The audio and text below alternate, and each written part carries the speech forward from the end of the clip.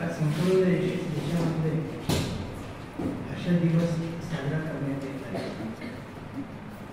याची पार्श्वभूमी अशी आहे की आजच्या लोकमत वर्तमानपत्रामध्ये जे मी तुम्हाला सांगतो आहे हे आलेलं आहे.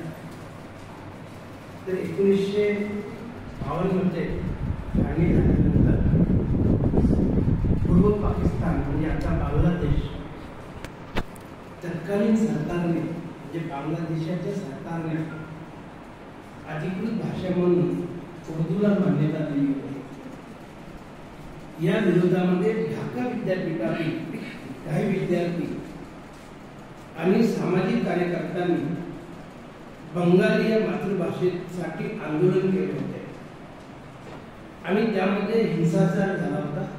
पोलिसांनी गोळीबार केलेला होता आणि यात 16 लोकांचा मृत्यू झालेला होता.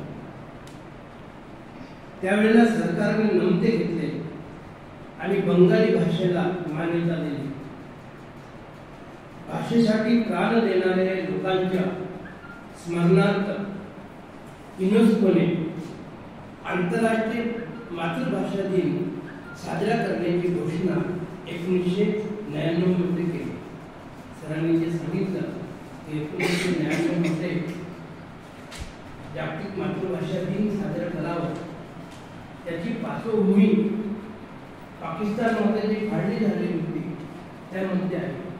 त्याचं बीजारोपण तिथं आहे आणि आपण बघतो आहोत की शर्मा सरांनी जसं सांगितलं की संवाद साधण्यासाठी भाषेची गरज आहे.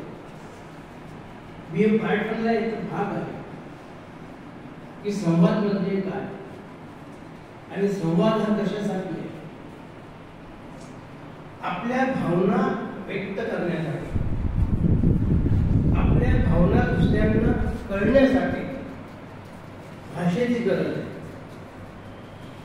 आणि भाषेमध्ये 2 प्रकारची भाषा आहे. एक मानवाची भाषा आणि एक जनावरांची भाषा. मानव हा त्यातून प्रगत करतोय, वेगवेगळे शिकतोय, नवीन नवीन घडवतोय. पण प्राण्यांची भाषा मुख्य वाङ्मयीन शब्दात त्याला प्राण्यांची भाषा आणि मानवांची भाषा. मानवांची भाषा मर्यादित आहे. जे लहान वासरू जे जन्माला आलं ते बोलत असतं. पण मानवाची भाषा मात्र तो वेगवेगळ्या भाषेचं आकलन करतो. पहिल्यांदा आकलन करतो. आकलन म्हणजे समजून घेणं आणि मग तो बोलण्याचा प्रयत्न करतो. आणि ही जी संवादाची भाषा आली ती गरजेतून आली. याच्यामध्ये एक आमच्या गावामध्ये उदाहरण होतं की अमरावती विद्यापीठामध्ये हनुमान व्यायाम शाळा, तिथं जे आपण पाहिलं असेल बरेच सरांना माहिती आहे, तिथं आमच्या गावचे एक वंजारी नावाचे व्यक्ती शिकले आणि त्यांना हैदराबादमध्ये नोकरी मिळाली.